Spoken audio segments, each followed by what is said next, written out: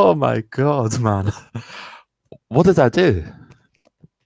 What did I do?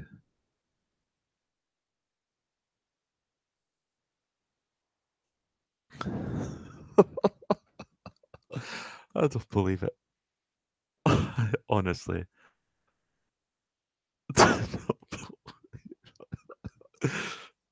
Oh my god, man.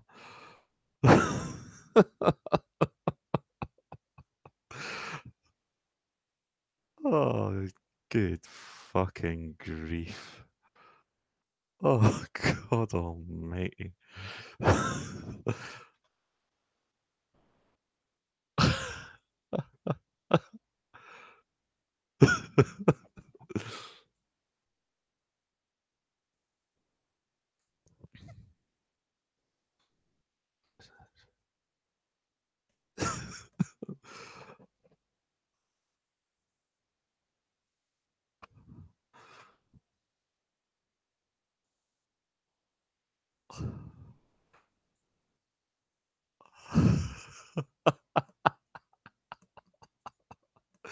Honestly, I'm so perplexed as to what happened there. I've called this stream SUP and I'm not going to screen share. And I might have a couple of people joining. I've sent a couple of invites. But don't get your hopes up. I'm starting to wonder if maybe I'm going to put my tinfoil hat back on. And yes, someone did decide to censor my stream and they used the lie of Viacom putting in a complaint. Shh, but Viacom have nothing. They cannot. What is mentioned in. I'm going to refer to that TV show as SP. You know that funny cartoon in which a hooded character dies all the time. Because I'm maybe just saying that name is enough to get banned. Oh, Christ almighty. Yeah, so was it Count Dankula? Was it having him in the name? Was that the crime? I don't know. So, but I'm genuinely thinking that this stream is just going to. This stream's just going to die.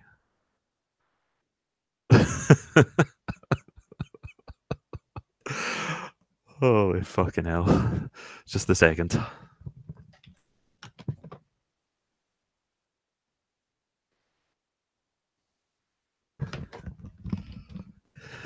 Punkster, it's Kenneth. We have to use coded names for them now.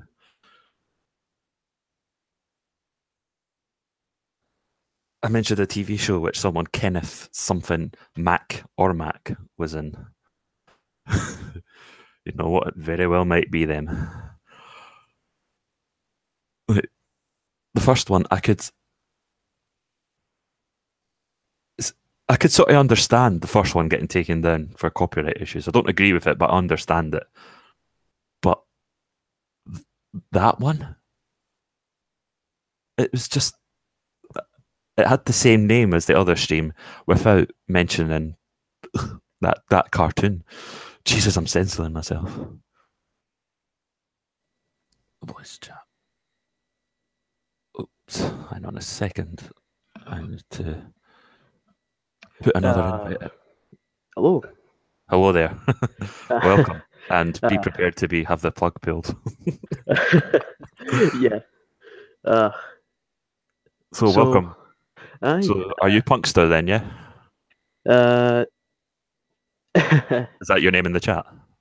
Punkster. No. No. I keep thinking it's Bugster. What will we call you then? You're coming up as Crazy on the thing.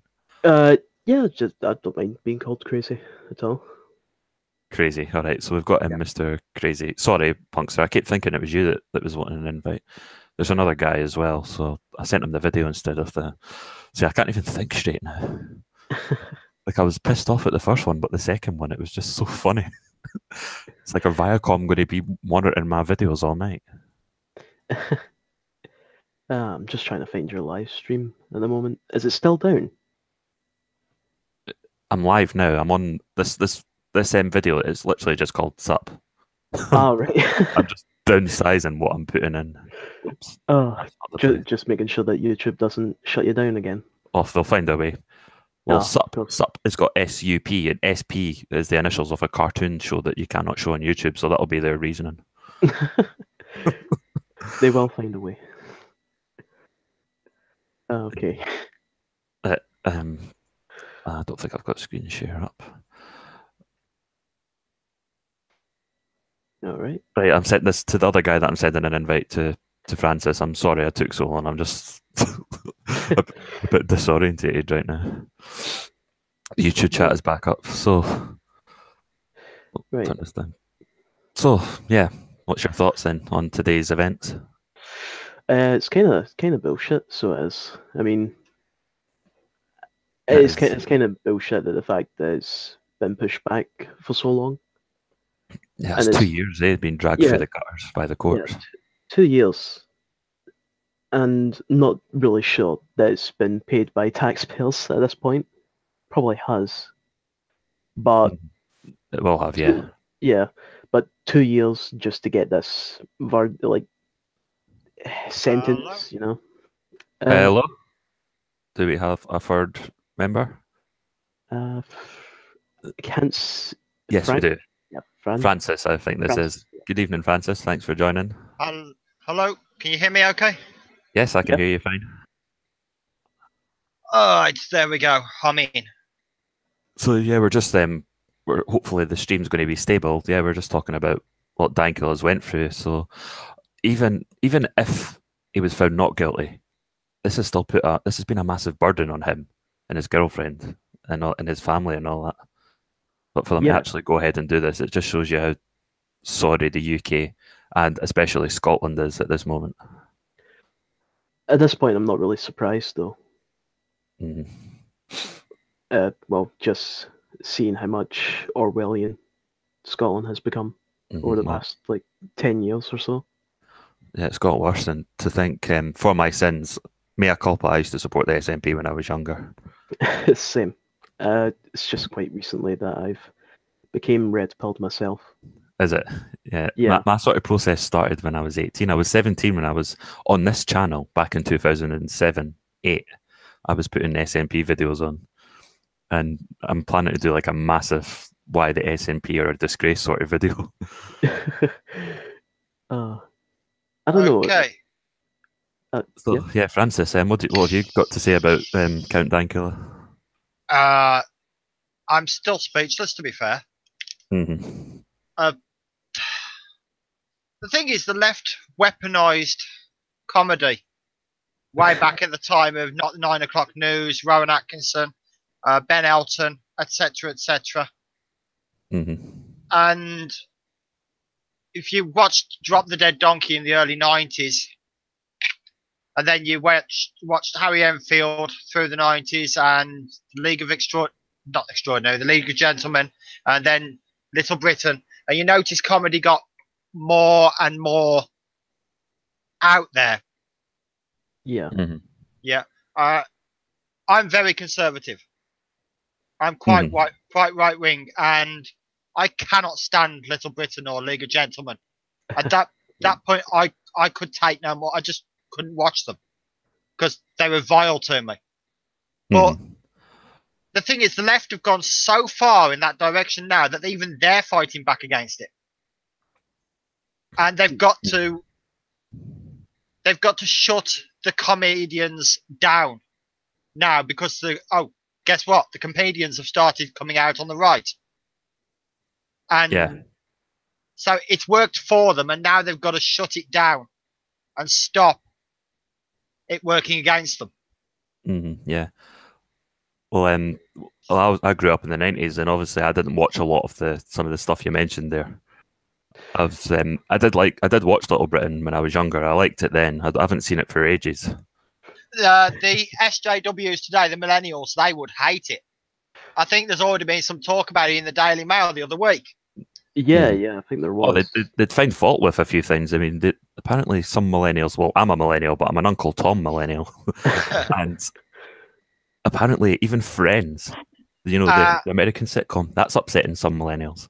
I've been rewatching Friends, and to be fair, they've got some points. If you actually look at Friends with a objective eye, you'll notice it's very edgy, shall we say? Hmm.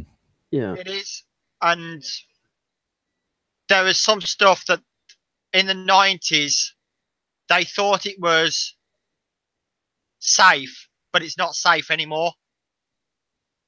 They would. Hmm. I think we just need to go back to those times, simpler times. I'd go back to the 80s in a flash. So see, when you say that you see where they're coming from, do you think that it's because it's offensive, or is it just the poor quality of the comedy? Friends, it's quality, absolute quality comedy. Friends. So was Roseanne before Friends. Right. It's probably the best American US comedy I've seen ever. Yeah. Mm. It's like I mean, I've not seen what the article was. I haven't read it like fully, but there was things that were offending them. That was like, the microaggressions that social justice warriors get upset about. There's actually a lot of homophobia in Friends. Is there? Whoa. Yeah. I haven't really noticed that much. I mean, watching through it, I haven't really noticed it. Ross is I might have to watch it again. Ross, Joey, and Chandler are all homophobic. Ross's dad is homophobic. Like what sort of homophobia? Like just memeing about gayness, or just hating them outright to the point they want to ban it? No, scared of it. Actual homophobia, the real homophobia. They are scared. Yes, a real phobia. Yeah. Oh wait, now I remember. There was this one episode where they're in a taxi with one of Phoebe's boyfriends, and they believe they hear a gunshot going off, and Ross or Joey or something goes down, and they believe it's kind of gay in a way. I can't remember exactly, but there's also the episode where Ross and Joey have a nap together. Yeah. And there's obviously Chandler's dad, who's a drag queen. Oh yeah, I've completely forgot about that. And slept with the pool boy.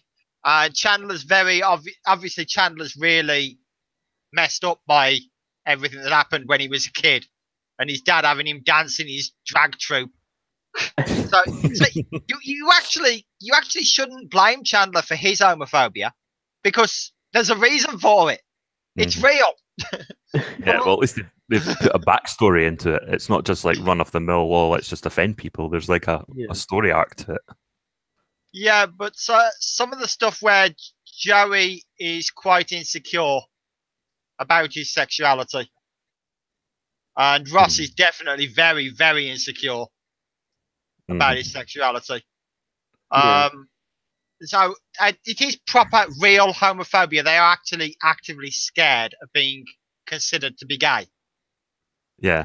I think with Ross as well, didn't his wife leave him for another woman? She's a lesbian, yes. So they don't, it's not that they dislike homosexuals, it's that they're scared of being considered homosexuals. Yeah, I remember that. I had that fear as well when I was younger. So I guess I must be marked for trial then, eh? Not just the fear, but I was called it quite often at school. I was bullied heavily, and that was very much part of it. So yeah, I can very much understand why they have that fear, because it is demasculating. I do remember that quite a lot, and especially in high school. But there was actually quite a certain point where that just eventually stopped.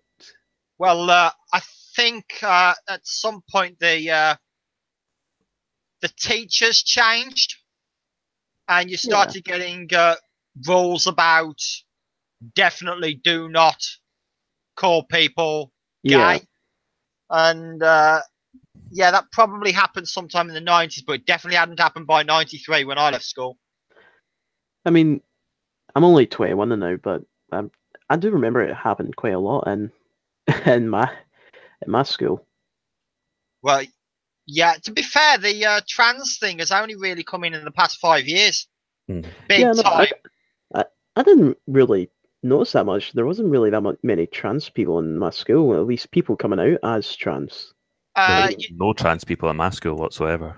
Yeah, what it is they've started weaponizing teachers and parents and Yes, telling 5-year-olds, 6-year-olds, 7-year-olds, tomboys that they're boys, not girls. that's And absolutely disgraceful. That.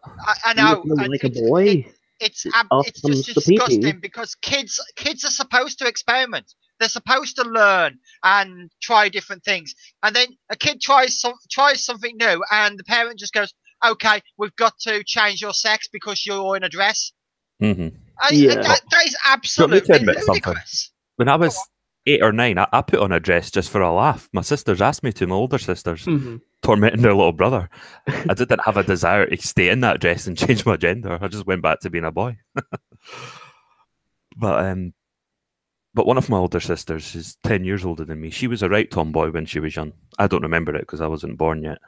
Yeah, But when as in being a tomboy, it wasn't that she wanted to be a man. When she grew up, she became more feminine, and it was not due to peer pressure. That was just That's it was just the just a way it natural is. process. Yeah, it is. Especially for girls who've got brothers. Mm-hmm. Because they're tomboys with their brothers, and then when they hit 11, 12, 13, suddenly they want to be girls. Because guess what? They've hit puberty. Yeah. yeah. Which is why we should not be teaching sex education before puberty, before 11, 12. Mm-hmm. Yeah. Well, that was For me, I know that's considered a very Christian right wing view today, but that's my view on the matter. No, I'm sort of starting to understand where the traditionalists are coming from because although I'm technically an atheist, I call myself a non-practicing atheist because I think that since religion has took a back seat, and I don't believe in like forcing people to be religious, but since Christianity declined, so I, has purpose for a lot of people. I don't. I Yeah. don't. I think there's been a big mistake made in the definition of atheist. What people have done is they've defined everyone who doesn't believe as atheists. Where for me, atheists are those who are actively not believing, actively fighting. Those are the atheists. Yeah.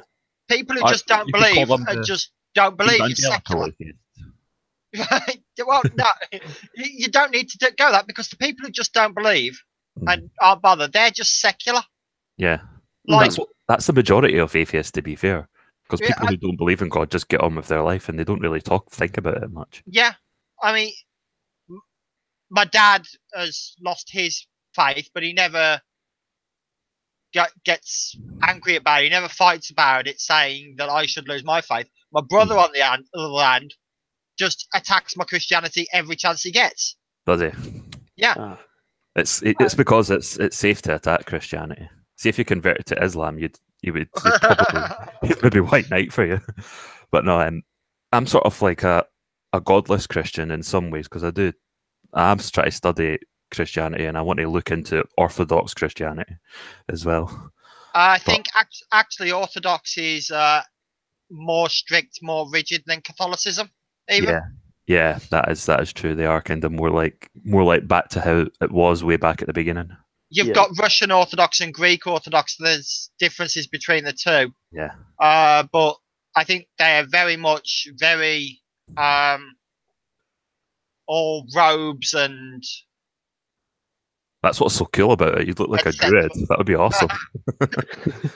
I mean, the Protestants, the Puritans, the Methodists, they'd hate it. Mm-hmm, yeah, they would because they have a go at Catholics for all that sort of thing, idol worship, etc. Yeah, that's just a lot of the Christians that I see like this. There's just member of Scottish Parliament who's he's younger than me and he's in the Green Party. He calls himself a Christian, but he's the sort of love thy neighbour Christian, no matter how bad they are. Whereas if I was a Christian, I'd be a sort of retake Constantinople sort of Christian. To be fair, when I hear a politician say they're Christian or Catholic or whatever, I just say, no, you're not. Except for Jacob Rees-Mogg, because he's the only one who stood up and not given way, not given in to the media when they've attacked him. They attacked. Stuck by his beliefs, like yes, anti-abortion, anti-gay marriage. They attacked Tim Farron, and you know how he gave in to them. Yeah. The ex-Dem leader. He caved in, and that destroyed him completely. And they attacked Nigel Farage over his politics, and they attacked Paul Nuttall over his politics, and they do it with the religious too. And they tried it with Jacob Rees-Mogg, and he just sat there and said, "No, these are my beliefs. I live by these beliefs. I have." How many kids has he got? Something like 6 or 7. He believes that contraception is wrong, so he doesn't use contraception. Him and his wife, they do not use contraception. So they're not telling other people they can't use contraception. Yeah. They're just not using it themselves.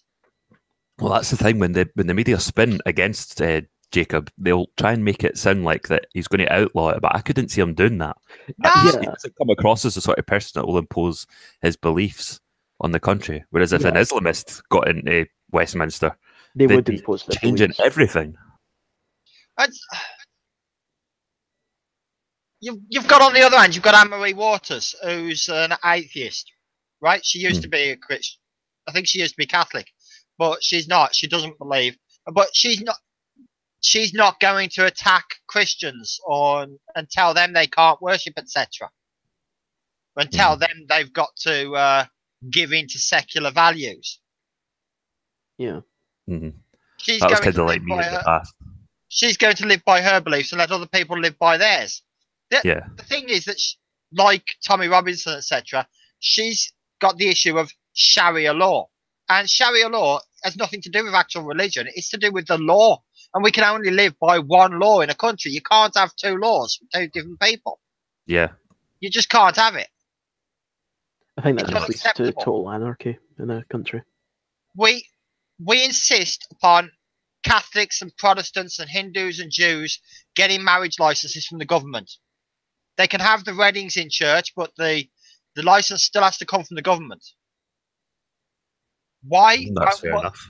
Why won't Muslims accept that?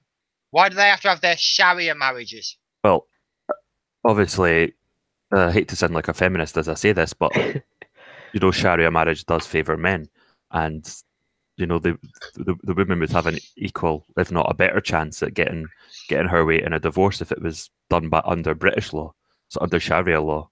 Yeah, under their own sensibilities. To be fair, the problem is that the feminism has been taken over by the trans lobby. Oh, it has done. I like. And also, they're trying to push the narrative that Sharia is feminist. The feminists, they just haven't quite worked it out yet that they've been taken over, they've been cut out. Because their job was done. It was done 30, 40 years ago. Then the gay lobby came in Stonewall, and they got their job done with all the musicians coming out, Freddie Mercury, Elton John, George Michael came out very late, the Pet Shop Boys, Erasure, etc., etc., etc., and in the arts as well. And the fight was won, the battle was won, and now it's the trans lobby. They've taken over, and absolutely. I mean, the trans. It's like you see a lot of people calling themselves trans, and I don't actually believe it. I think a lot of people who are damaged or who are disillusioned with society see it as an act of rebellion. The problem is that the trans lobby have decided that transvestitism is trans. Transvestitism. That's such an ancient term. That reminds me of when I was younger, hearing that term. So basically, on you go. Basically, a man wanting to wear a dress is a trans man. So 99.9% of all trans people are actually just transvestites. Yeah. I personally don't have a problem with someone like if a guy wants to wear a dress. If a man wants to wear a dress, let him.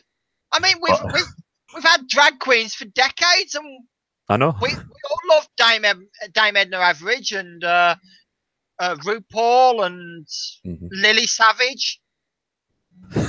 Well, as I said earlier, I wore a dress for a laugh at my sister's behest when I was younger. So am I now trans? Am I part, even though I did it that once for like 2 minutes? No, Am I trans? I think you actually, I think you actually have to want to do it. Oh, right. It has to be consensual. Yeah, I was peer pressured into doing it. My sister and her daft pals. Oh, come on, Yeah. come on, put a dress on and put heels on. It'll just be a laugh. And I done it. I don't regret it. But it's a shame that's no victim points for me, so I can't call myself trans. Yeah. I don't have a problem with the trans community at all. It's the only thing There's, that I do there's, have. there's no such thing as a trans community. I wish they shut up with this community crap. I don't know. I think I have to do that so I don't trigger a few people, but I really don't care at all. But I just have to say it anyway.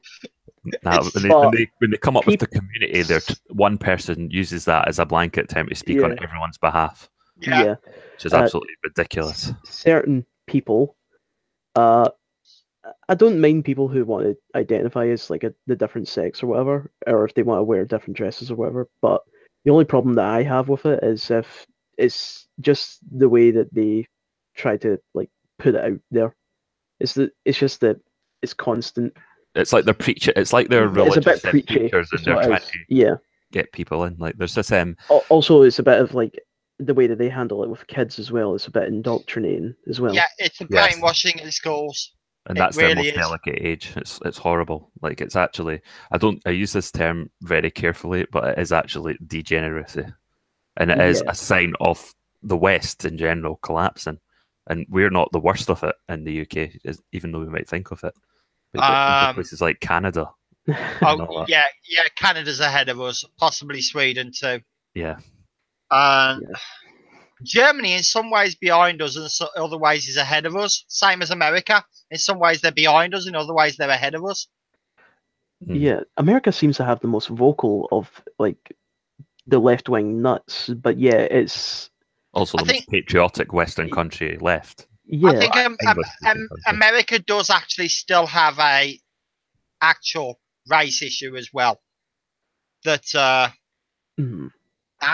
they Uh, it's hidden away deep in their psyche. I do agree that there's like I get what you're saying, like kind of a race issue, but I believe it's kind of being inflated in a way, the way that the Oh God, leftist media yeah, it's way is being It's escalated. inflated. portraying it. Like, I was been 17. it's been hugely inflated. This idea that the police are shooting black guys, they're not. Yeah. There's more white guys being shot than black guys by the police. But also, if you go into a situation where if they do end up shooting a black person, chances are that the policeman feels threatened and that he thinks it's either me or him. What's he going to do? Is he just going to die? Every time the policeman shoots a black man, it gets on the news. Yeah. That's what happens. It gets on. It's the narrative. Policeman shoots a white guy, no news. Policeman shoots a black man, all over the news for 3 or 4 days. International news as well. International news, but I was yeah, just going to say they a also minute hide ago. the facts as well. You don't really. It's in certain cases that you don't really know exactly what's happening. It's just so that they can say, "Oh, look at this terrible event that's happening." And it is a terrible event. Like someone did die, but what's the full story? Why did they get shot? Well, chances are, I mean, There is, I'm not going to go into too much details because it's personal stuff, but someone in my family was ill and was in Florida for treatment. Yeah. And my mum went over with them for a while. And she heard of a story because it was in Jacksonville, basically. And that's a very, there's a lot of black Americans there. And there was a story about, I think this wee boy who my mum described as like just a cute wee lad with his dreadlocks, innocent, 7 years old, and he was shot in a drive-by shooting. Yeah. I mean, the problems are serious and they get swept under the rug. Yeah, there's Jacksonville's one of the worst towns in America too. I think it's right up there with Baltimore and Detroit for the problems. And really, it's something that the Americans, the major cities, they have to look at and try and work out what they can do. We can't help them. We've got our own problems. Yeah, Telford, for example. Oh God, Telford, Rotherham, Keighley was it as well? Yeah, I think it's Birmingham, I think Newcastle. only the small towns and villages are the only ones you Yeah. can cross off the list. Even like I don't live in Edinburgh, but that's where I was born. It's probably happened there, and and it's not come out. I heard that it's starting to creep its way into Glasgow now. Wasn't there something happening in Aberdeen the other week? Oh, I don't know. Not that I know of. I thought I saw something, maybe not. Talking about old comedy, we don't want to get the stream cut off again, but look up a clip called All Out Superpower Confrontation. Yeah, I'm going to type that down, and I'm going to. Is that a long one? No, it's about 1 minute 15 seconds. Right, I might watch it as I was all out. I found it. I might give this a watch. You can carry on chatting away. Okay. All right. I have a feeling that I've seen this somewhere before. I think everyone in England has seen it at least once. Oh, you're Scottish, so everyone in England and Scotland. English? What is this? we only got electricity in Scotland 2 years ago, man. We're just adapting to post-feudalism. I've only been to Scotland once. Went up Ben Nevis. Did you? Nice one. I've never been up there. One of the things I wanted crossed off my list. That's actually a good thing to Good going. cross off your list. I'm watching Superpower Confrontation now. That's the sort of comedy we used to be able to get away with. Yeah. Can you see that today? No, I can't see much, to be honest. It's the only comedy I get that I can really think of is anything that's bashing Brexit, white men, or Trump, really. Yeah. Or just play it safe. Even clean jokes are coming under fire now. Yeah. I mean, what you've got is do you watch Have I Got News For You? I've not watched it for ages, no. Yeah, it started in the early 90s. Ian Hislop and Paul Merton, they've been on it all the way through. And you've noticed over the years how they've got further and further towards the establishment. And they used to attack all sides evenly. Today, it's all anti-Trump, anti-Brexit. I think all this anti-Trump stuff is starting to get really annoying now. Well, it has been for ages. It's getting ludicrous is what it is, because the thing is, he's doing so much right, yet they just keep attacking him. I mean, I don't agree with everything that he does. I think he's very protectionist for my liking. But he is doing good stuff, and I don't actually see anything wrong with protectionism. I think we need more protectionism in this globalized society. But I don't know. I'm just more of a free trade kind of guy. For me, that's just what I do. Trump does have his problems, but they're the same problems that Clinton had. Nobody's perfect and all that, but and Kennedy, in a world like that, in a world like today, I mean, he is the best. It's because he took on the establishment, and obviously you've got lobbyists, big corporations, and people are trying to get him impeached, and they're trying to hopefully do it by, without assassinating him.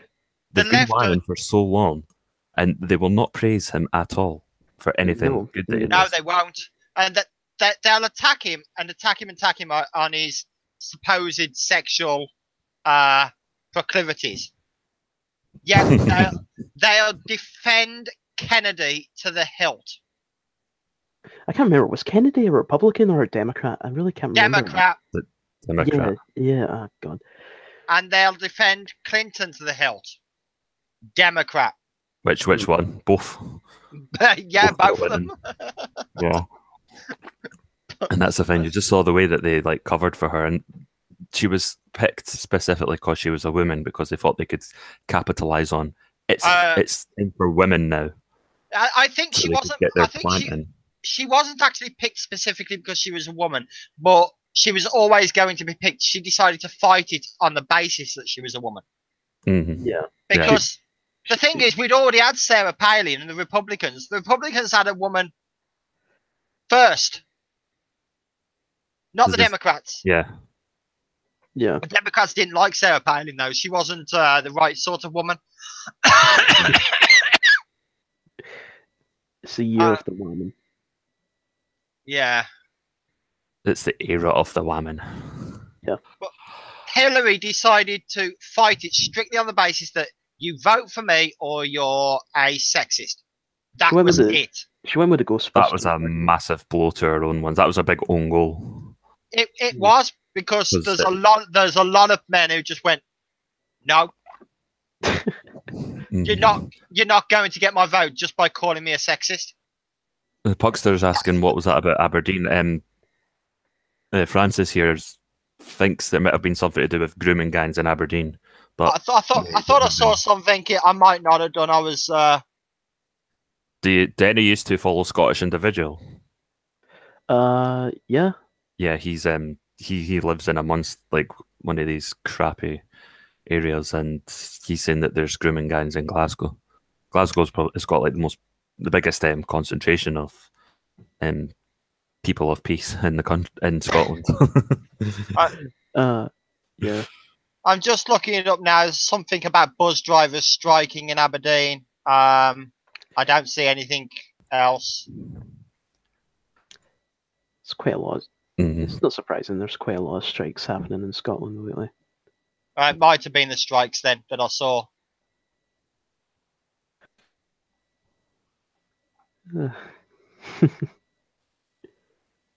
I just saw Aberdeen come up on the news. I was like, oh. Maybe they're not allowed to have sheep in Aberdeen anymore. That'll be it. We'll be protesting that. That's all right. They can have blow up sheep, can't they?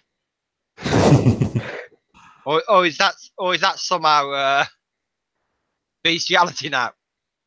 Weaponized sheep. It depends. It depends what reasons you're doing it for. If you're doing it because you're trans species, then you might get away with it. Because I just can't understand this. Well, you know what you were talking about earlier? You know how it went from feminism to gay rights? Yeah, to trans. It's going to come to the next thing, paedophilia, and then it will go to bestiality. I think that's already starting to happen now. Actually, there was a thing in Canada. They've legalized bestiality. Oh. Imagine my shock. Yeah. The Canadians have legalized bestiality. Jesus Christ, I need to search this up. Oh, what's Trudeau doing, man? It's like, I want to laugh because he's everything that a comedy character would be, but at the same time, this is actually affecting people's lives. It is. Oh.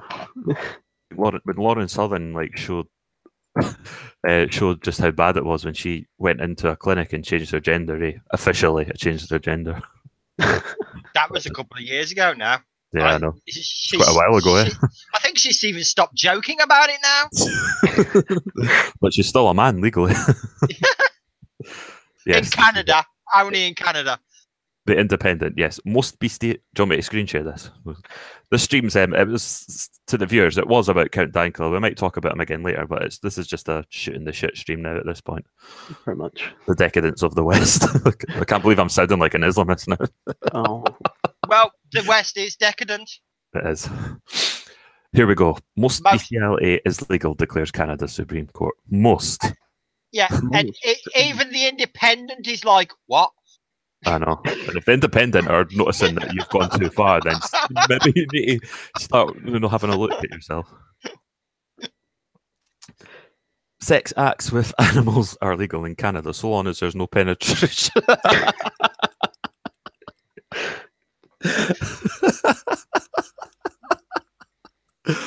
Sorry, I just lost my composure there. Because yes.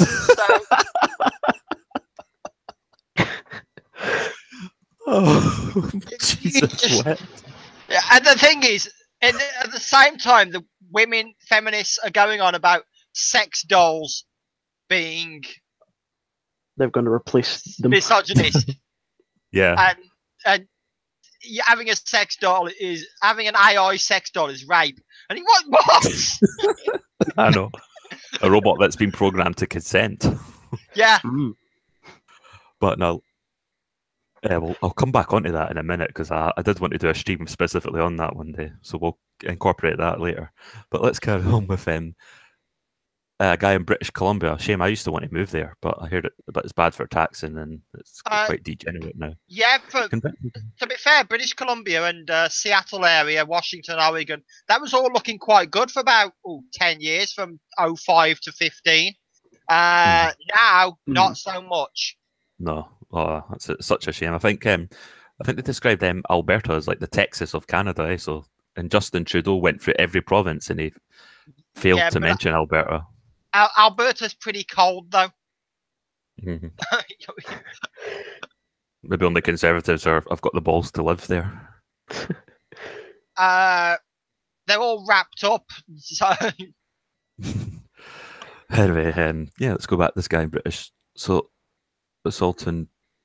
It stems from a case when he assaulted his stepdaughters, and including one count of bestiality. His stepdaughters. Okay, so how did this went from stepdaughters to bestiality? Yeah, bestiality, and it also went to legalizing bestiality from the raping of his stepdaughters. Canada works in mysterious ways. I know. I don't think Canada works at all. It does work. It works at crushing a once proud country. I still don't understand why Quebec haven't gone their own way yet. I think that still exists, although it's not as prominent as it was officially, because they're more French than France. They feel that sort of French heritage a lot more than the French do. Yeah, they do. And a lot of French people actually go there now to live permanently. Escaping France. Yeah, well, I think they'll regret that as soon as they get to there. They're like, oh, we're just getting the same shit now. They'll just think, fuck it, let's be Quebec, a country. Like I've always had, what you could call a political wet dream where Alberta and British Columbia come together. I moved there and I could sort of like form it as a new sort of red-pilled country. I just think what's going to happen if we ever get actual teleportation, say like Star Trek has, and we can go anywhere in the world with just a second thought. And immigration. Space. Well, Africa would be empty, and so would parts of Asia. It would be. And a lot of people would flee the West for North Korea. Nah, no chance. Not for North Korea, for Japan. Japan. Oh, they would do as well. I'm going to end the screen share. I know, I just realised I'm still doing it.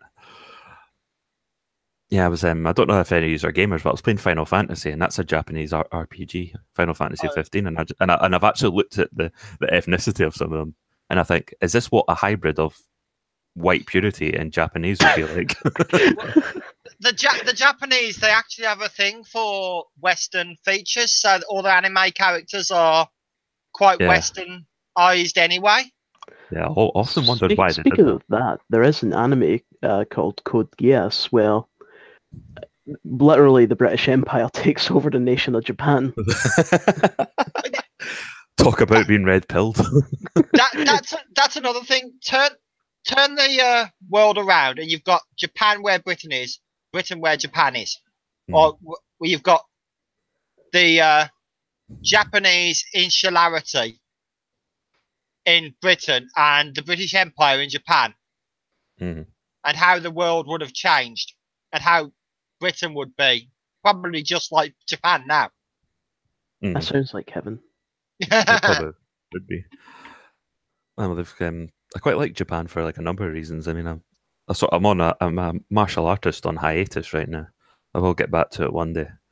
But it's sort of like expanded my curiosity for Japan. I did some karate when I was like 10. I wasn't very good at it. Didn't keep it up very long.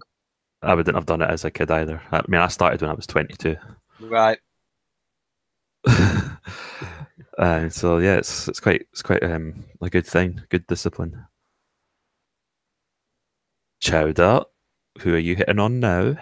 It's a viewer. He's complimenting someone on the Twitter. Right. Ooh. You've been watching V, haven't you? V. Yeah. I Oh, I haven't been watch a lot watching of them. V. I haven't been keep watching saying- them for a while. You keep Yeah. saying on the Twitter. I know. It's just rubbed off on me so much. I never Yeah. call it Twitter anymore, apart from now. Doubting Tommy, you love those guys on Final Fantasy. Yeah, they are. They're quite pretty. I'm not even a slightly bit gay, and I can admit that they were made to look. Final Fantasy is very cartoonish. The characters. I The think last like one, from the last one I played was 13. the only one I've played is 15, the current one, which I'm playing on PC right now. Yeah. I love that one. It's kind of more like serious than what you'd picture the old Final Fantasies being. It's definitely like the most advanced graphically that they've ever done. Yeah, I was really into Dungeons and Dragons Online for a long time. But yeah, Pretty much quit playing now. all right. I'm probably I know a lot of people that do play Dungeons and Dragons. I've played it once, but it was a sort of commitment thing, and although I enjoyed it, I couldn't like commit myself to doing it regularly. So I thought, you know what, I'll just not do it because I don't want to keep you from enjoying it. It's kind of like Warhammer 40k a little bit. It's bloody expensive hobby, so it is. But yeah, I mean, the best you can do is just read the lore because the lore is really interesting in it. Mm-hmm. And there's so much lore as well. Good evening to Catherine and to anyone else that's come on and is watching. There's absolutely huge amount of lore. I'll never understand why they don't use that lore for the movies, but instead they keep making rubbish movies with brand new storylines. Well, commercially friendly. I think they're trying to like de-nerd it because it's like I'm not saying that as a derogatory term because like if you made it like the nerds would like it would be great for them, but for like the normies they would go in and they wouldn't be able to have the attention span to follow a deep rich plot that would go on like for a long time. I just want action. I just don't get that because the nerds, well, at least most of them, would be quite happy for them to just remake the old cartoon from the 80s as an actual movie. Because that cartoon has the perfect Dungeons and Dragons storyline for every Dungeons and Dragons nerd who's never played the game.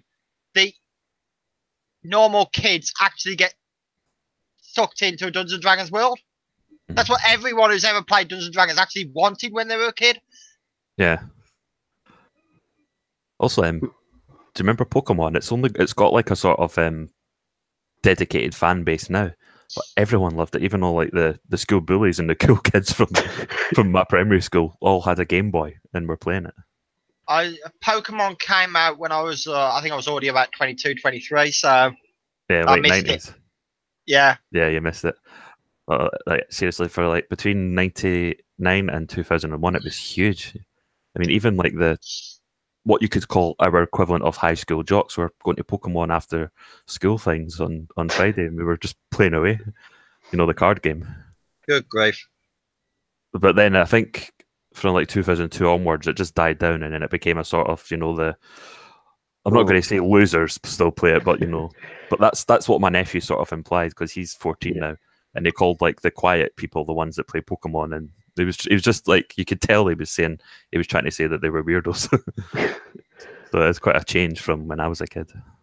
I think. Oh, sorry. It was the big thing for a couple of years, and then the big thing changes and moves on. Yeah. So the cool kids don't want the old big thing anymore. Yeah, they just keep moving. I think Beyblade. Was that an anime as well? Yeah, that's Beyblade.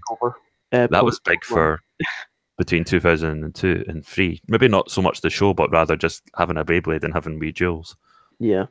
And I don't think anyone cared about the show. They just wanted just the things. And I remember you getting like my tin of roses at Christmas time and taking the tin into school because I didn't have the money for a wee arena, so we just made that. Good times. I'm gonna sound Deadpool, but none of us in our school even had the arena, so we kept on using the bins. The bins outside, and we were like, "Oh, let's have some matches on the bin tops." And then some guys, when they break their fucking blade after the But see, when you're a kid, though, you don't really. You're willing to make use of anything. Like, I would play football with an orange when I was a kid. I couldn't now, but with an orange as a kid, I was like, well, it's better than nothing. That's pretty much all we used to do at break was just play football. Mm-hmm. We didn't get to play football much in PE, which was strange. It was all handball and street hockey. I know, that was the same with me. What about you, Mr. Crazy? Was it the same with you? No football and PE? No, we actually did get football. Did you? That was in. Jealous. yeah, we actually did get football in primary school and high school. Primary school, yeah, there was a lot of football, but high school, no. Mm. Yeah, I got football in high school. Nice. It was quite rare though, because it kept on fucking raining every week. Well, you're in Scotland. Well, that's Scotland for you. Yeah.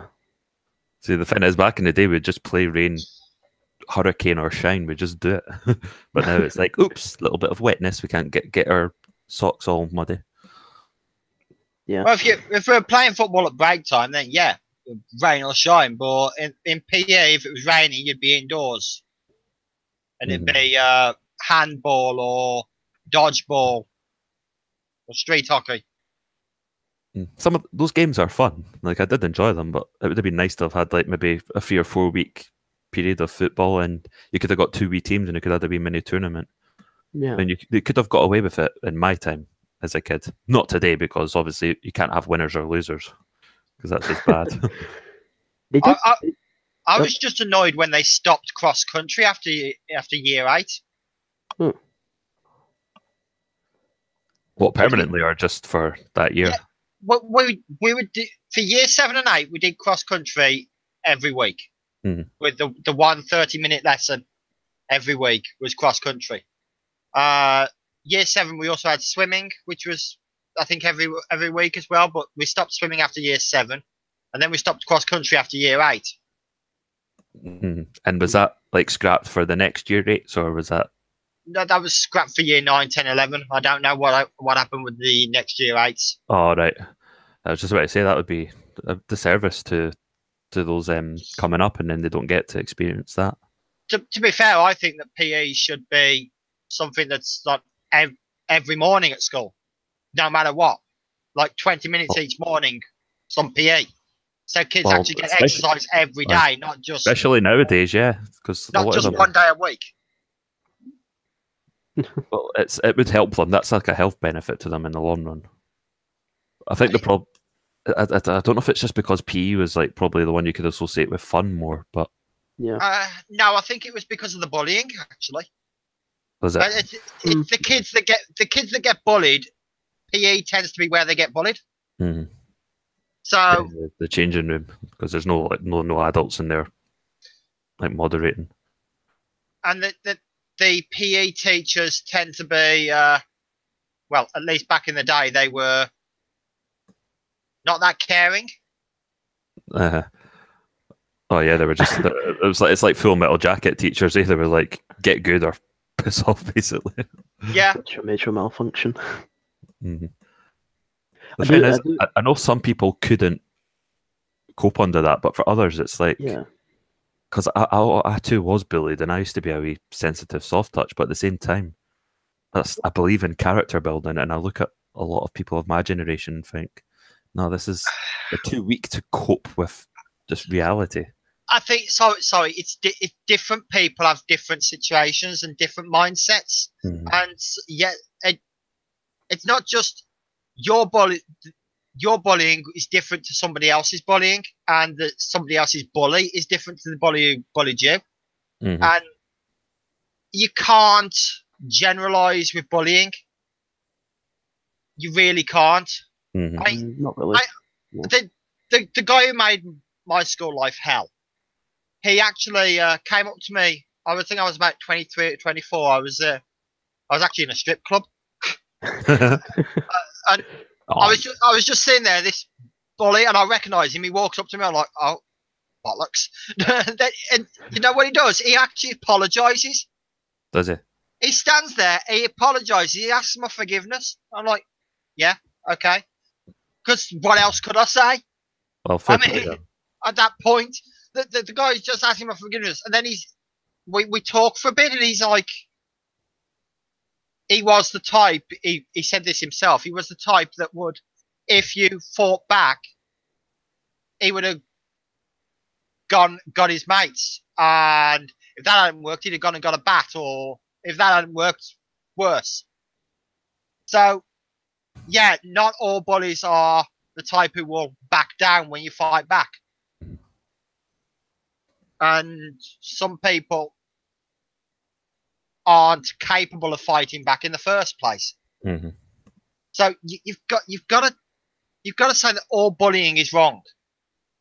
But the character building can be done in other ways. I'm not saying like to encourage bullying, but at the same time, you have to like. I think there should be. It should start with the parents. The buck always starts with the parents, and they've got to try and find a way of building a sort of way of dealing with. Again, bullies. And it does. I know it depends on people's circumstances. You might have people with mental health issues that cope worse than other victims. Again, I know for a fact that one bully was beaten by his dad. Mm-hmm. And so, yeah, you can't blame that dad for being a bad parent and beating his son who turned into a bully at school. But there's also the fact that my parents were great, and they looked after me, and I had a good life at home. Mm-hmm. It was the teachers that were shit. Mm. That generally is the case. I would always say that it was the teachers that were shit. And I don't like. I've watched Stefan Molyneux. I know he keeps blaming the parents, and it's one thing I don't like, because I keep hearing this: blame the parents, blame the parents, blame the parents. It's always the parents' fault. No, it's not. You're ignoring the schools. That's where the bullying happens, not at home. Okay, the bullies who get bullied by their parents, yes, but after like looking deeper into that, you're not going to get this very often, so enjoy it. You have sort of swayed me there, because yeah, I still believe like in that parents have got a responsibility, but I don't like do the blame the parents thing. In fact, if you look at the named persons scheme where they've got like a sort of state appointed parent for kids up in Scotland, I'm against that. I believe that the parents should be the only ones in charge of raising. I don't believe in like the state. The state have got to. Well, the schools have got. They're responsible for the environment that they're yes, and the parents can't be there all the time. The school is there in lieu of the parents, and the kids are forced to go to school. Parents can't keep them out of school, so the schools have got to be at least as good as the best parents, because the schools are actually controlled. Yeah, they are. You control who the teachers are. You don't control who is a parent and who isn't a parent, other than if the unless parents you're in Scotland, jail. Oh God, they do try. They definitely try. I'm not sure if that's went through. Hang on a second, I need to approve a comment. Yeah, but it's kind of like, Daddy, can I have an Xbox One? No, you didn't do well enough at school. I'm going to tell my named person on you and say that you abused me. You know, kids can be smart. It's just a horrible thing that they try to do up here. The High Court did rule against it, the UK High Court, thankfully. But yeah, coming back to the school, like from my time, I was at 3 different primary schools. That's where the worst of it happened. And to be honest, I don't think that some of the teachers were bad. And one guy who bullied me quite badly, his mum had died, so obviously that had an effect on him. Yeah, I think maybe his dad might have died as well, because from what I remember, it was just his gran that he had. Catherine in the chat, I know how your brother feels. I've had a teacher that bad as well. I'm just going to nip to the loo, so you just carry on. Yeah. I think it wasn't really primary school that was the bad of it. That's well, it was definitely some of it in there. The problem is primary school is where it starts. Yeah, it is where it starts. For me, the worst of it's in high school. So definitely. It definitely is high school. The thing is, a child can get over primary school. But you can't get over high school. Oh, I actually got over high school dead quickly. As soon as I got out of 6th year, bang, completely got over everything. I don't know if it was just because, yes, I'm finally out of this shithole. I'm done. I do wish I'd been able to get over it. I really do, but unfortunately I couldn't. Yeah, I know for some people it would be harder to like get over that sort of stuff, but for me it was just the fact is like I'm never going to see any of these people again, and I think that's what helps me out in it. And to be fair, I didn't see many of them again. Yeah. And the ones I have seen since have been okay, like, because people change. People who are vile kids, they're not vile adults. Yeah, I did meet a few of them again, and they were better people later on, and that's actually quite a good feeling. That I think if you actually get into 6th form, it helps as well.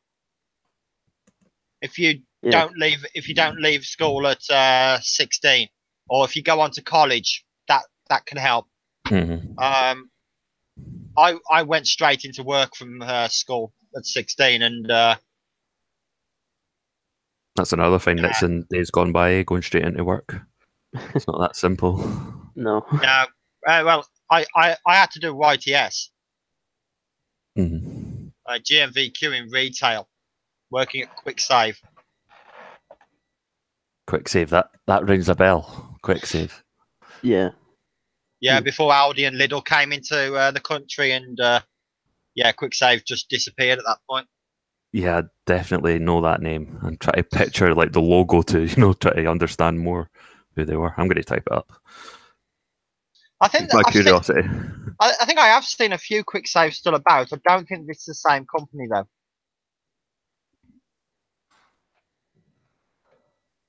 All right. Oh, they're still going. I think it's Yorkshire. Yorkshire they're in now. Yeah, I recognise the logo now. The old one, the 90s one. Oh, memories. Trading in Pudsey, West Yorkshire, 2007. Mm-hmm. That's probably not trading anymore, as it's from 2007. Mm-hmm. Yeah, well, they definitely don't operate anywhere near me in Scotland. So they've probably just shrunk back down to their local area. They merged with Summerfield, so there's probably a few that still kept the name Quick Save. Ah, Summerfield, I know that name as well. Yeah. There's so many names that just vanished. Thanks, Aldi. Bloody Germans every time. I think Summerfield, did they merge into Morrison's? Morrison's, they were Safeway before. I don't know if he's had a name. Yeah, we had Safeway. Safeway, yeah. Then it became Morrison's. Oops, excuse me. Yeah, I remember Safeway quite well. I think Morrison's may have bought out Summerfield as well as Safeway. I'm not sure though. Mm-hmm. Obviously, Tesco, Asda, and Sainsbury's are the big three. Mm-hmm. Well, Asda are owned by Walmart, and I was, when I first saw that when I was a teenager, I thought, this is it. This is another brand that's going to change. I thought that too. I thought Walmart were going to come in and put their own name on Asda, but they never did. No, they've kept. I think they realise that Asda is a big brand. Yeah, it's a huge brand. Even though, well, I know it varies from store to store, but out of all the stores nearby, Asda are the worst. They're just shit. Well, they're the best here. Are they? I've been in a good Asda. Like in Edinburgh, we had the original Asda at this place called the Jewel, and that's a great one. That's from what I've heard. That was the first Asda in the world, and that's a huge one. And that was a great one. But it's just the one down the road from me. It just varies. The one close to me is actually just pretty poor. Nice people that work there, but just like some of the produce there's crap. Right. There's like two Asdas that basically go to one down in Clybank and one in Bellsden, and the one in Bellsden's the better one. Chowder is saying that Morrison's are the Liberal Democrats of supermarkets. Yeah, they are. Are they? Yeah. Would you like to explain that? This sounds quite good. Well, you've got Waitrose, who are the Greens. Yeah, absolutely, yeah. I knew that. Morrison's are the Lib Dems. Yeah. Asda are, well, they're Labour, aren't they? Yeah. Sainsbury's are the Conservatives. Oh, that's my favourite one as well. No joke, I actually love Sainsbury's. And They do the best apples. Oh. I don't know who that leaves for Tesco, but Tesco. Well, you can't really say UKIP because no, Tesco definitely company not. definitely don't like Brexit. No. I'd say probably the SNP for Tesco. Just fill it. Well, I don't know. I think they're still too. What would the term be? Still too fiscally motivated to be. I know that might not be a good term, but I don't see them as being the SNP. The SNP. Also, they put too many British flags on their products, so I don't think the SNP will like that. Superb trolling. Well, wait. Okay, Scottish Conservatives. There we go. Them. They don't like Brexit that much, but they're still kind of conservative. There we go. Yeah, we've done it. I can't believe this stream that started about Count Dankula has turned into a sign in every major supermarket brand. Well, there we go. The thing is, what can we actually say about Count Dankula that hasn't already been said? Yeah, true. It is a generic stream. It's absolutely ludicrous what they're doing to him. We just need to blow this up. And someone had Sticks Hexenhammer. Do any of you guys follow his stuff? Yeah, Tesco is New Labour, and I've watched Sticks. Yes. Yeah, that's a good shout, New Labour. But yeah, Sticks sent a tweet out earlier, which I responded to like a kid in a candy shop. Yes, do it. But he said that Donald Trump should declare Dankula as a political prisoner. I mean, he should. Someone should notify him. Can he do that though? Because Dankula actually being Scottish, not American. I mean, if he was American, then yes. Could probably do that. Donald Trump. Well, first of all, he is partially Scottish. Donald Trump. Don't forget that. Yeah, and but he wouldn't be saying it as a Scotsman though, would he? He'd be saying it as President of America. So yeah, I get that. Yeah, it's Dankula would have to be American. But he has mentioned like stuff that's gone on in the UK before that he has no political influence over. So it would just depend. If he saw it and then had a strong opinion on it, I could see him. It's just a case of notifying him. Well, the thing is with Trump is if you put it in his face, he'll probably tweet about it anyway, just for the sake of it. How many people would actually love him if he actually gave him, like, I don't know, I wouldn't say asylum. What's the word? What's Julian Assange going through right now where he's hiding out in the Swedish embassy or the Ecuadorian embassy? Ecuadorian embassy. Yeah. Political asylum. Yeah, political asylum. Give him something like that. Well, you should totally go to. I should just go down to. You know all those Mexicans going across the border into America, and saying how they're dreamers. Well, I'm a dreamer too. I want to go into America, but guess what? There's a bloody great ocean in between us. I know. Mexican privilege. Just convert to Islam and say that you're being racially harassed. That'll be your case to get in. No, what was it? That's unfunny. What was it? Forgot. Oh no, I remembered. Can you tell me, Francis? Do we have an Iranian embassy in the UK? I should know this, but I don't. I don't think we do anymore since we sent the SAS in. Right, because I was just thinking Iran, they don't like Jews, so they would definitely take them in and give them asylum. Iranian Embassy, London. Oh, we do. Consulate of the Islamic Republic of Iran. Oh, can they get asylum in the consulate? It's still there. The Sadiq can give them special entry or something. Don't know, but I can't see Khan being a fan of Iran because Iran are Shias and Khan's Sunni. And they don't like each other. It makes the Northern Ireland Catholic Protestant rivalry look like brotherhood. That's how much they hate each other. Yeah. Actually, I do remember this story. Didn't he? I think it's like a Saudi Arabian bank or something that he let in, and it was recently kicked out of America because they were funding terrorists or something like that, and he just recently let them in to the UK. I haven't heard about that, but it would be something that would be him to a T. Yes. Who let them into the UK? Sadiq Sadiq Khan, Khan. apparently. Oh, so yeah, I got you. He would. Let them set up in London, just exactly right after the US kicked him out of America. Yeah, that doesn't surprise me. That really doesn't surprise me. Some bad memeing in the chat. Sorry, Catherine. Please don't call the police because I will go down for this.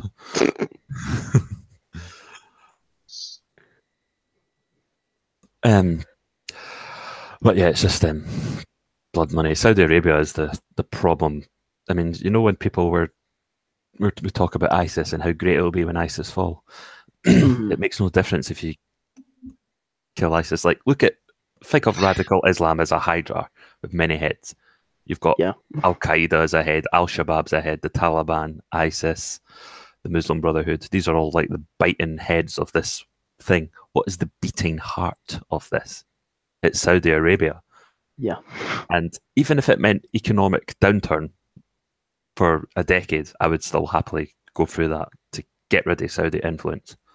Because I don't think that's ever going to happen. It's not going to happen, but I would gladly go through hell just to go through an economic crisis just to get rid of it. I mean, people use the term realpolitik to call our relationship with the Saudis. I'd rather have a realpolitik relationship with Russia than Saudi Arabia. To be fair, this prince, he seems to be at least better than his father. So on the surface, but I don't know. I hope.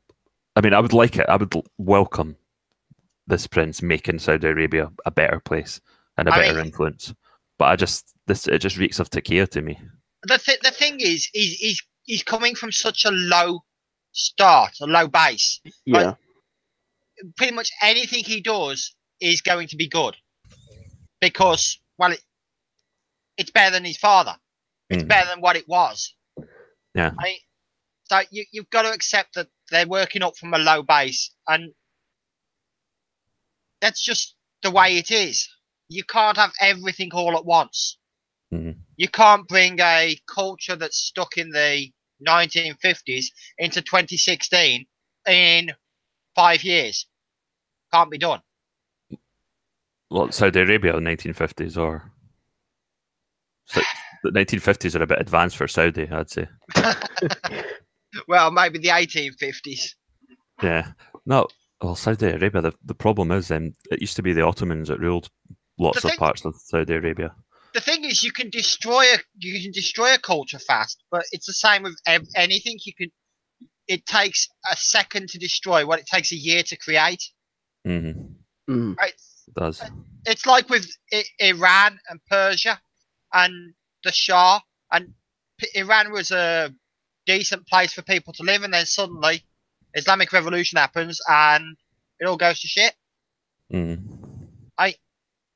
Yeah.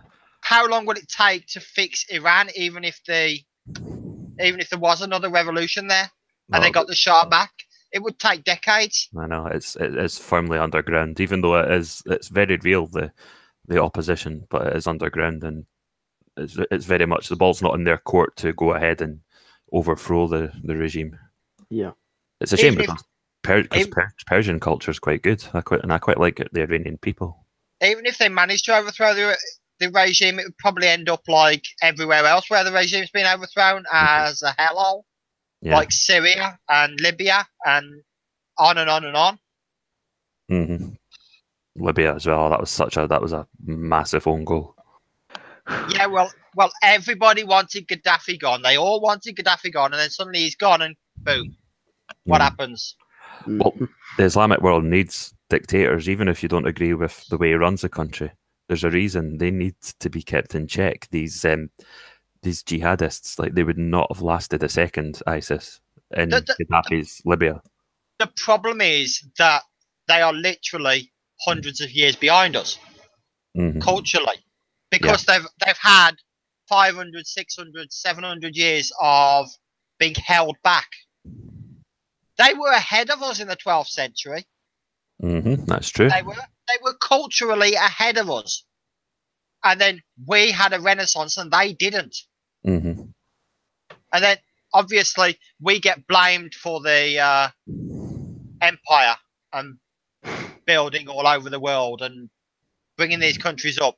And the thing is that blame is partly right, but for the different reasons. The reason being that we brought them up too fast.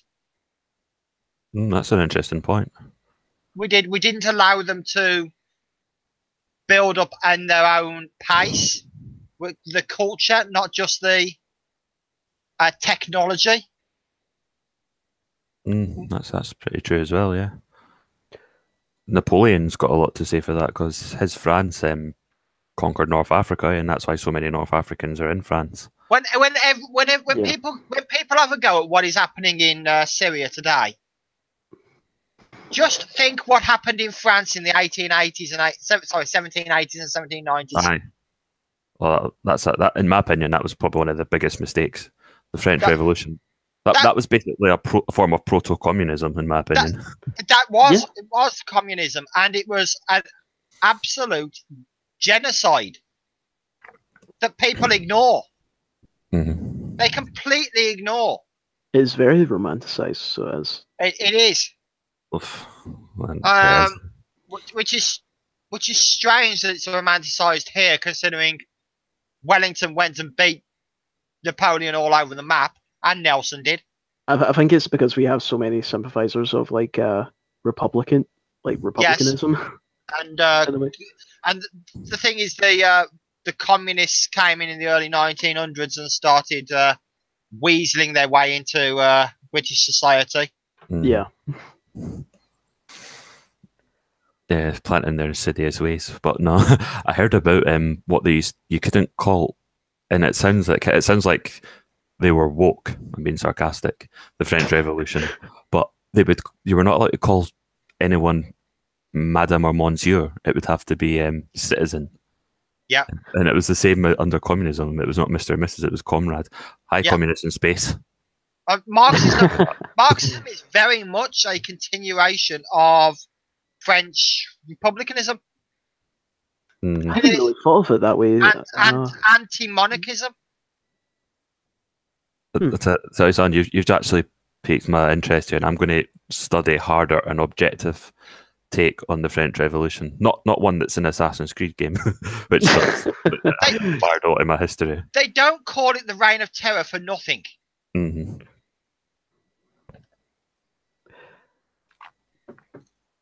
It was very bloody. I know that. I knew it was bloody, but I probably don't know to what extent.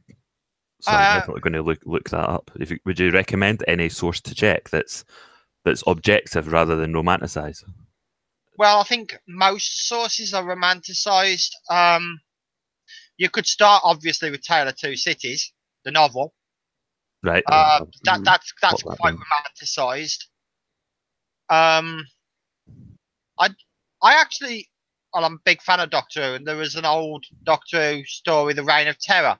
I don't know if it's all available, but that might be worth looking at. Obviously, the history is. Is that like old Doctor Who before the reboot? Yeah, 1960s. Right. Black and white. That's probably definitely been banned by the Ministry of Truth. I mean, to be fair, it's not going to be exact because TV never is. Yeah, it can never be exact with television. And if you want to actually look at proper history, then you're going to have to do the research and look at multiple history books. Mm. Yeah. But to start with, I'd definitely look to Tale of Two Cities first. I've wrote that down on a little to-do list to try and get that novel. And of course, you can always go to Wikipedia just to get the basics. Yeah. There's a Doctor Who serial from the 1960s called The Reign of Terror. Mm-hmm. And did that go to Paris? Yeah. Mm-hmm. Yeah, I'll try and have a look for that. I mean, I've got access to Netflix. I don't pay for it. It's my sister that does. They only show the new Doctor Who. They don't show. No, I was going to say I don't think they show the old Doctor Who's. You can find them on the internet, of course, but I shouldn't tell you where. Yeah. I don't want to get this. I want to end the stream myself, not have some lackey who's got his finger hovering over the button. Yeah. The French Revolution was driven by liberalism. No, it wasn't. It really wasn't. Who said that? Was it Communist in Space that said that? Yes. The liberty, equality, and fraternity. But this guy is a fool, by the way. I don't know. It's 1/3. Liberty is 1/3 of it, and it's not liberalism. Equality is 1/3 of it. Fraternity is identity politics. Brotherhood. You know what? I'm glad I made the choice not to ban you tonight. Communist in Space, because normally anyone, when he comes on a stream, it's normally just customary just to censor him for the laughs. But I'm letting him actually hang himself with his own rope tonight. Oh dear. There Liberalism. would not be capitalism without the French Revolution.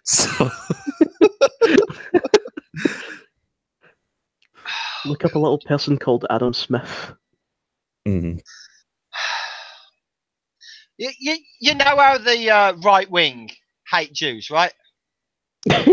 Well, I'm sort of right of centre, and I have no problem with Jews at all. No, But I'm talking about the far right. yes, the alt right, the far right. Yeah. Which is So I said right wing. Then I did what the left always do and conflated the entire right wing. No. You know how they blame the Jews for being in all the positions of power and the money, etc., etc. You know how they got all that money and all that power?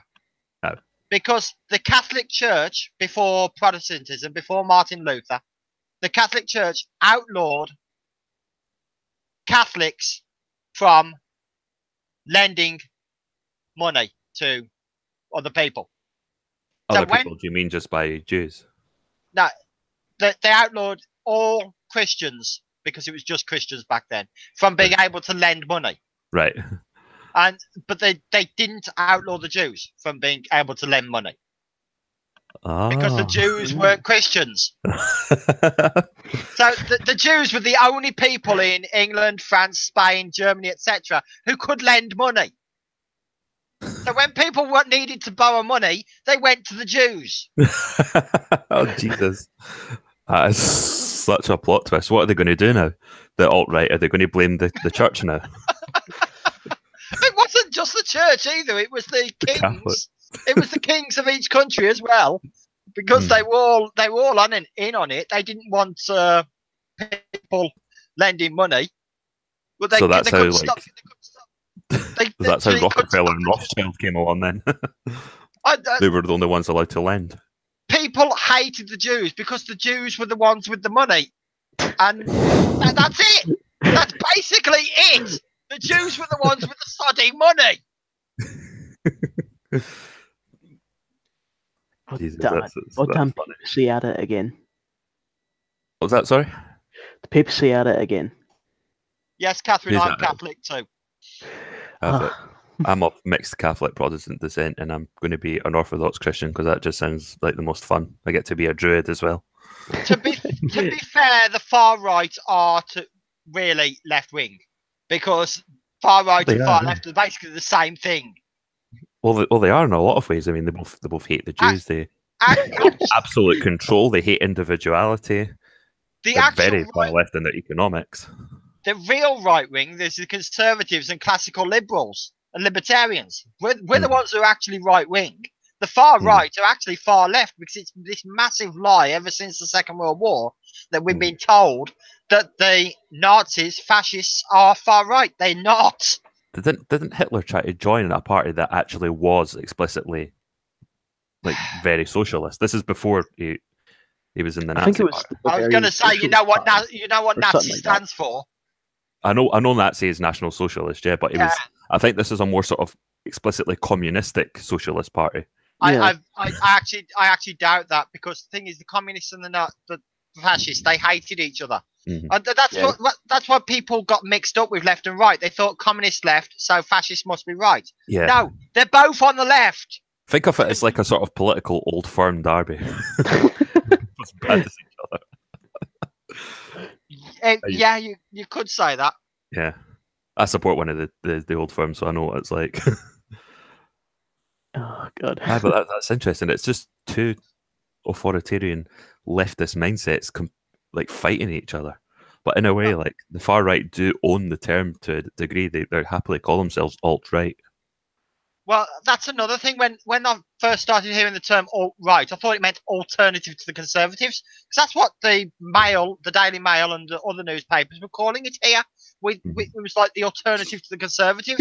And then suddenly we're being told, no, alt-right is far-right. And we're like, no, we're not far-right. Where's this alt-right is far-right coming from? Oh, Richard Spencer made up the term. Yeah.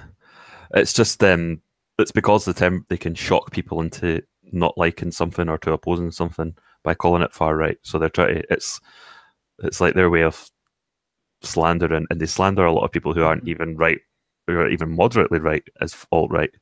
Well, they call Sargon of Akkad right wing, don't they? Well, actually, they call him far right. He's left of wing. centre. I know he's left of centre. He's very definitely left of centre. It's not even close.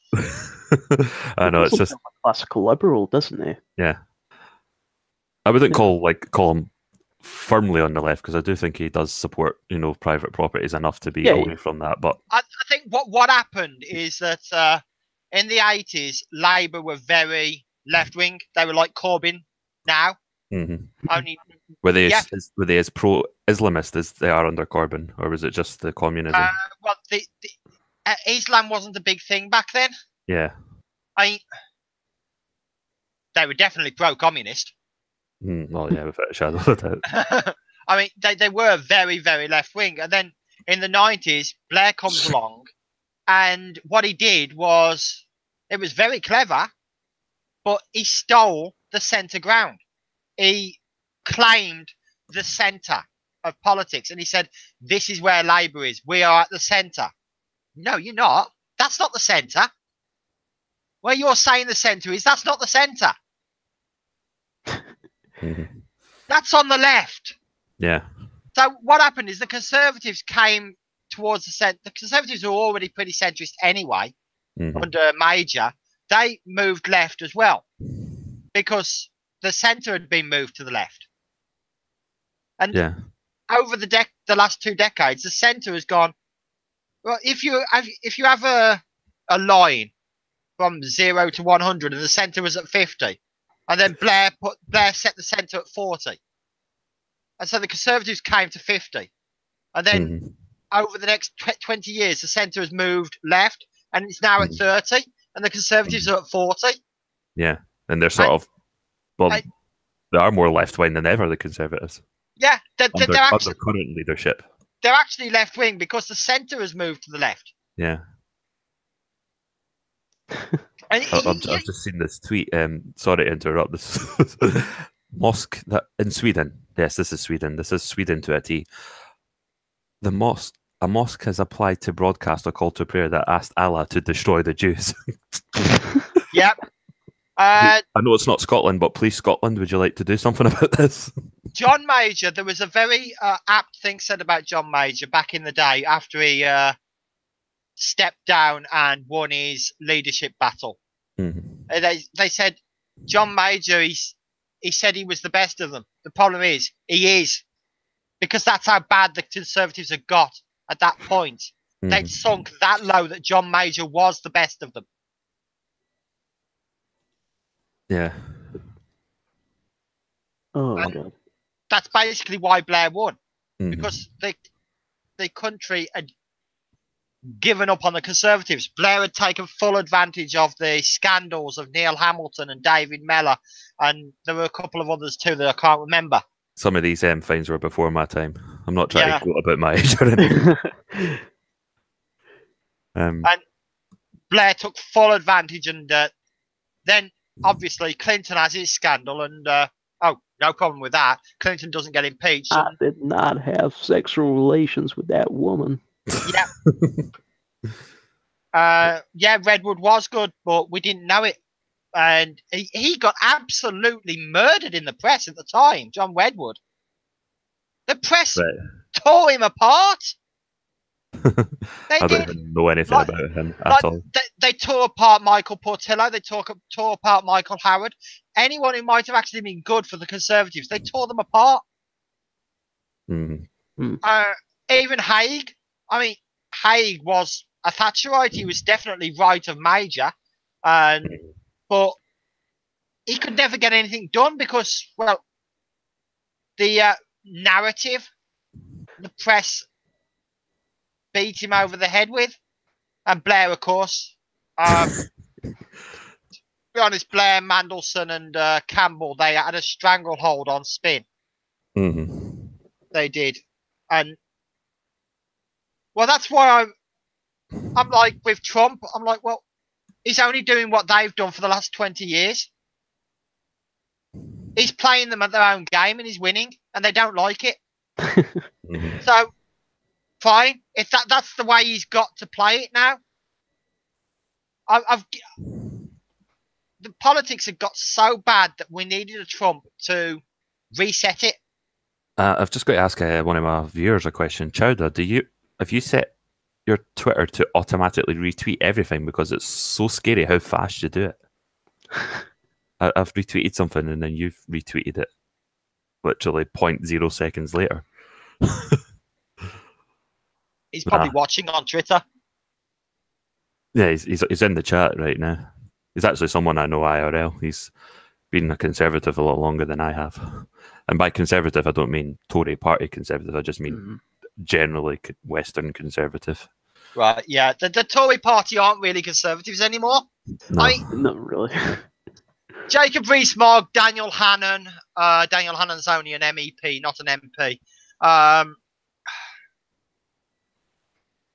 That's basically it. The Tories that are actually Conservative. Yeah, I want Jacob Rees-Mogg to be, even though I don't agree with him on everything, I just for calmness and he's very principled. So he is. I think the thing is with Jacob Rees-Mogg is that you know what he stands for, even if you don't like it, what he stands for. You know he actually stands for, and that's why people. That's also why people like Corbyn and why the left are turning against Corbyn now, because Corbyn's changing his stance. And then what was he changed recently? On Brexit. About Brexit, so he does about the customs union. Corbyn was always very anti-Europe, anti-EU. Yeah. But now he's obviously pro-EU because that's how he's going to win power. I thought he just recently said that he was anti-EU, and now he just changed back. Yeah. I mean, that's the thing with Corbyn. People are starting to see through him that he's not the what's the term you used for Jacob Rees-Mogg? I've completely lost it. Principled. Yeah, he's not principled. Yeah. So he's basically like a political whore, and that's like the majority of them that will. He's pretty much like Hillary Clinton. So Hillary Clinton. I think Corbyn's more like what's his name, the hard left guy from the Democrats that Hillary beat. Yeah, Bernie Sanders. Bernie. Mm-hmm. Oh, Catherine actually said that he's much like Hillary Clinton. Okay. He's another one that bent over he sold out to Hillary after fighting against Hillary. Yeah. For so long. Yeah. And then saying that white people don't know how to be. I mean, even though I didn't agree with Bernie Sanders, I thought, well, if he wins, at least it's an anti-establishment candidate. But no, he just No. I know that now, but at the time I thought, oh, this guy might at least I thought at least change things in the White House, even if it's for the worst. Just flip the table. See, that is the thing with Trump. That is what he's doing. He's resetting politics. Yes. We need that in Britain badly. Yeah, it's going to hurt the Americans, yes, but sorry, when you rip a bandage off, it hurts. Yeah, good point. Well, the way I look at it is, with Trump, you could potentially get short-term problems, but a long-term prosperity, rather than a quick fix of being all happy and yay and then sowing seeds for other problems. The thing is that I'm talking to two Scottish guys here, so I'm probably not going to get much shift with this one. But say what you want. This is free speech. This platform. It is Scotland, remember? Okay, Margaret Thatcher Mm-hmm. did something really, really good for this country when she gave people the right to buy their council houses. You've got the money and you've got a home that you can call your own. There's not really much you can argue against that. She made the country money, and she gave people the chance to get onto the ladder. But then she took out of power, and John Major and then Blair after him, etc. They forgot to do the second half of that. They forgot to build the new council houses that we needed to replace the old ones. Yeah. That had all been sold off. So suddenly we got this major housing problem because they didn't replace the houses that they'd sold off. They didn't. That's quite fascinating. It was what it was it was supposed to be a long-term fix, but it ended up only being a short-term fix because, well, the new housing was never built. So, up in Scotland, I know Thatcher's considered a hated figure, and I used to hate her as well. You know, just blindly following the sheep.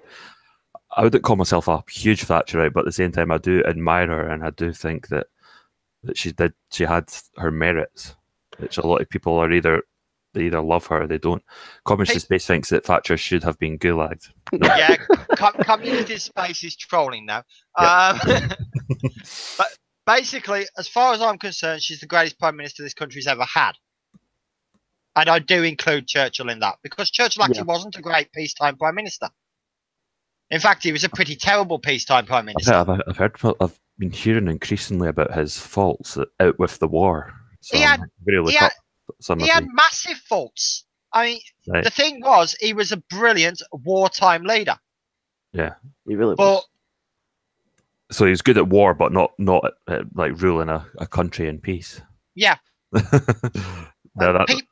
People ignore that.